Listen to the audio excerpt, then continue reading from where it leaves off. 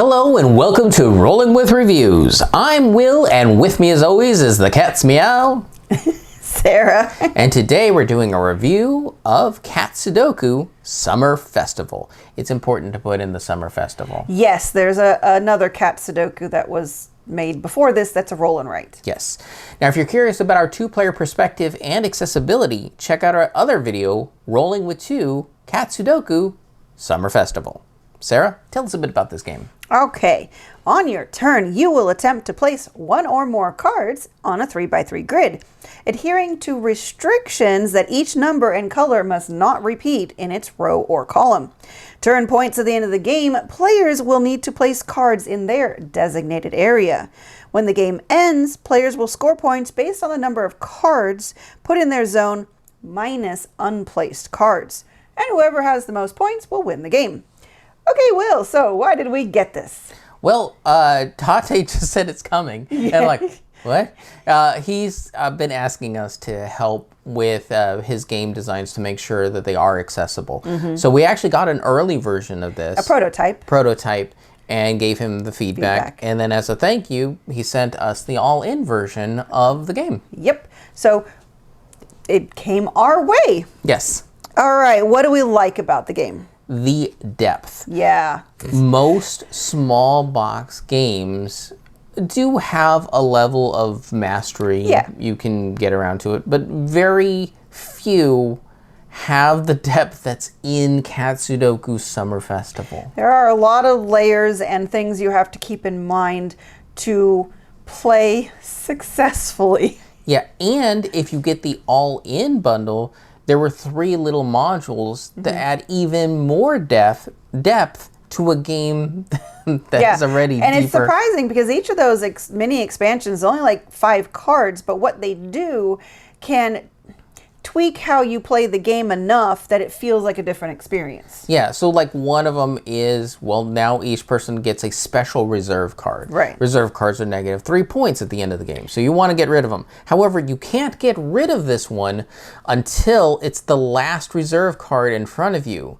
And it might have multiple numbers and multiple colors, making it even harder to put out because it has to fit the whole restriction of you can't put it where there's the same number or same color in the row or column. Yeah.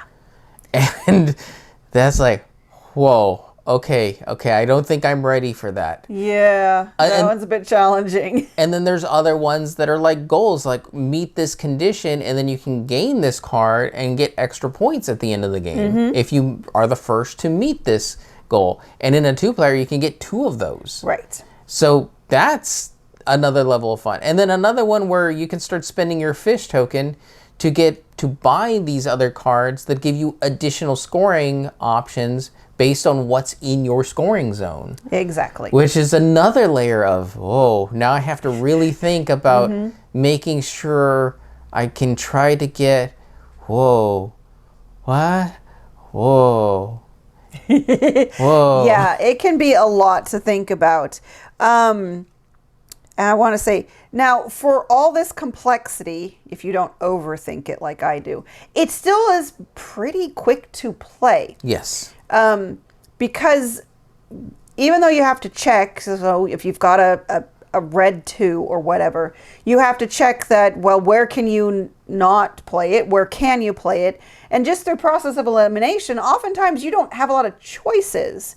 So it's either you're putting it in the few places that you can, or you're taking it as a reserve card, but you don't want to take it as a reserve card because it's harder to get rid of it. Yeah. So it plays relatively quickly. Yes. And there's just tons and tons of thought behind each decision that you make, because to get it out of your reserve, you have to play 2 tokens. Well, to get even just 1 token, you have to play the card not only legally, but to fulfill the requirement that the number on the card says. Like 2s want to be on a stack of exactly 2 cards. Sometimes that's not even possible. Right. Sometimes it isn't. So yeah, it's definitely a very big challenge to get this through. Yeah. We like that it's not a table hog. I mean, it does take up more space than playing on this, although we might be able to put a 3x3 grid of cards on this little table.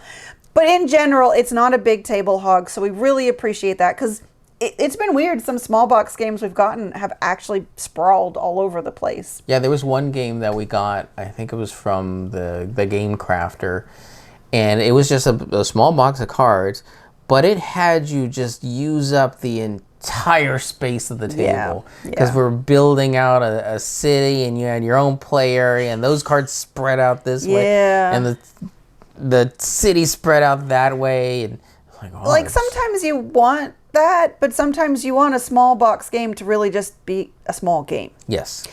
And also, not to pat ourselves on the back, but it does have good accessibility. The icons are really clear, and so the color corresponds to the icons.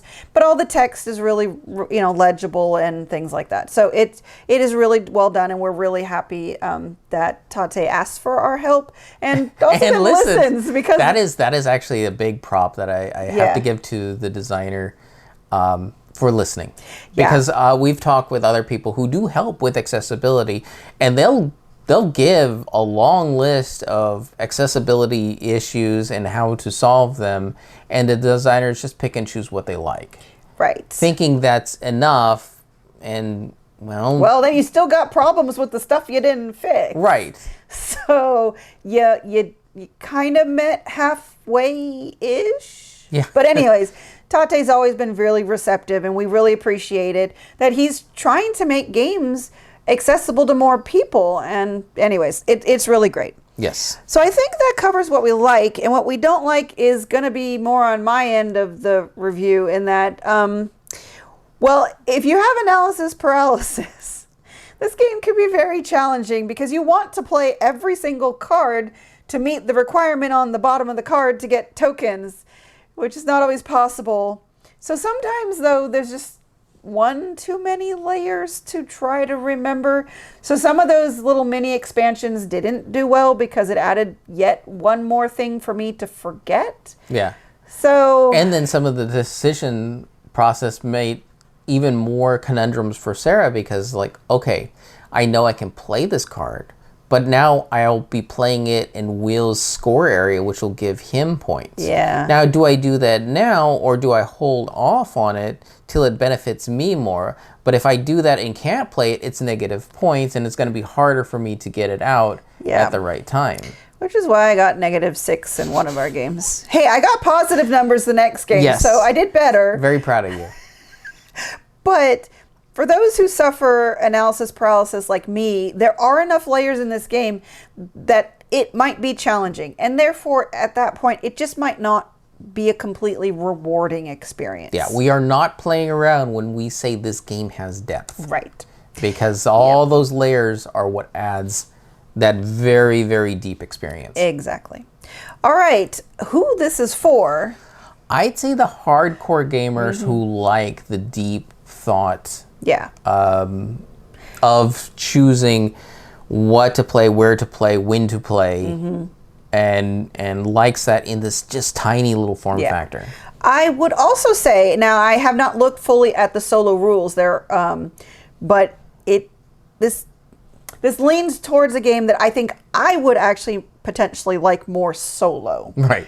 So that would be something also. We haven't tried it. I haven't really looked at it. But take a look at the solo rules. Hopefully they're posted, or someone else has done a video that goes over it, because that might be a way to enjoy the challenge without, well, kind of wasting someone else's time if you take time to think. Yeah, because most of the time when Sarah runs across analysis paralysis, it's not because I'm having a bad experience. It's she feels guilty that she's having analysis paralysis while she's playing with me, feeling that she's ruining the experience for me, which adds just one other layer of pressure, because she's making this giant stress sandwich off to the side. Yeah, I just stress on stress on stress. It's just not very tasty. Yes. All right, let's move on to our ratings. So for our ratings, we each have 1d6 worth of ratings to give. 1 is low, 6 is high. We give a number, a reason why, and add them together to see what it rolls for us. Did I say that right? I think so. All right, Sarah, what did Cat Sudoku Summer Festival roll for you? It rolled a 4. It's really not going to be a game that I ask for very often, but I appreciate everything that it does. And I think if I do try it more and try to like be a little more relaxed and try to let go a little bit more, I think I'd really enjoy it. Because every time we look at this and we play it, I'm like, I feel like I'd really enjoy this solo. So that's why, it's because I am engaged by the gameplay. Yeah. In the same breath as being frustrated by trying to remember all the things I need to do. So I think it's on the, how do you put it? It is a strong, solid game. I don't think it's 100% for me because I just get overwhelmed by it. But it is one that I want to recommend to people. But I also realize it's not going to be for everybody. Right. So that's where I landed with a 4. There you go. What's yours? For me, it got a 6. That I am not surprised about. When I played the prototype, I was going in expecting that, yeah, we'll be talking about the accessibility, but there's usually something in the design that's like, well, did you really think about X or Y? And there was nothing. Yeah. One of the few times he did not have anything. I was so tickled by that experience, that how very intricately and carefully this game was put together.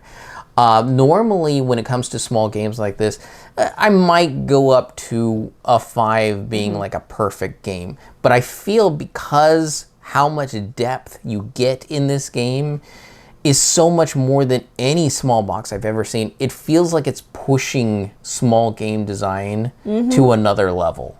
Yes. And that's why I have to give it a 6, because it's such a smart game. And the weird thing is, I don't care for cats. No, and there's does not. There's cats all over this thing. So it's not even a theme I really care about. But it's the game design in this box that just delivers on all cylinders. It feels like a super sports car trying to race. And it has a surprising amount of power underneath the hood. So if the cats were driving sports cars, you'd like the theme better? I don't know. I don't. The theme doesn't really matter That's to true. me. It's the fact that the game is so impressive that I just have to give it to it. So 10 out of 12, a fantastic score for such a tiny game. Considering it's really not for me, but I see what it does and appreciate what it does. It still gets a high recommend from me, as long as you're not the kind of player I am. Yeah. That's really it. Okay, then. All right. And since you brought up cats and sports cars, I think the biggest problem for me of putting any sort of theme to this is the fact that it's constrained by a Sudoku-like mentality. Yeah, it's so mechanical. Right. So I can't see any way around it. I mean, it's one of those things that you could put any aesthetic onto it. Yeah. And it'll be fine because the game is so solid mechanically underneath the hood. I think it's just it's the Sudoku part that's restricting it. I mean, I can't see any way around it to make the theme pop any differently. Oh, I see what you're saying. I don't see that there's any theme out there that would really mesh with the mechanisms, because it is just such a mechanically driven game. Just like a lot of games out there that are just numbers, and they usually just put pictures, which is kind of what this is. It's a cat themed deck. Now, I do have one possible thing, and it's a little tongue-in-cheek, and it's a little risque. Oh, just a little bit. Okay, be careful here. We are trying to be PG. We are, yeah. So I would have themed the game to be called Cat Calls. And what it is are cats playing around with phones and messing up the numbers of the keypads on the phone. And so cats playing with phones are all over the art, and that's why it's Cat Calls. Okay. The title does not help it at all, but Right. it is hilariously accurate for that theme. Because I see the Sudoku and I think number pad, and I like, what else has a number pad? And a phone has that. So, well, just keep the cats And in. you got to remember, old school phones that used to have long cords. Yeah. Cats love playing with those and getting tangled up and pulling the receiver off the phone. Yeah. So that would work really well if you did like old retro phones. Yeah, and those old push buttons, well, maybe they could fall off, and and that's why you got this crazy cat phone going on. I'm for that. Well, that would work. There you go. All right, and we've been Rolling with Reviews. If you have any questions, comments, or concerns, you can reach out to us on the various social media platforms at Rolling with Two, that's TWO. We're on Blue Sky, Facebook, Twitter, and Instagram. For Discord, we have a channel on Tabletop Express. Check the show notes for the invite link. If you have time, check out the other content Nanaman has found for you, because remember, he's rolling with you.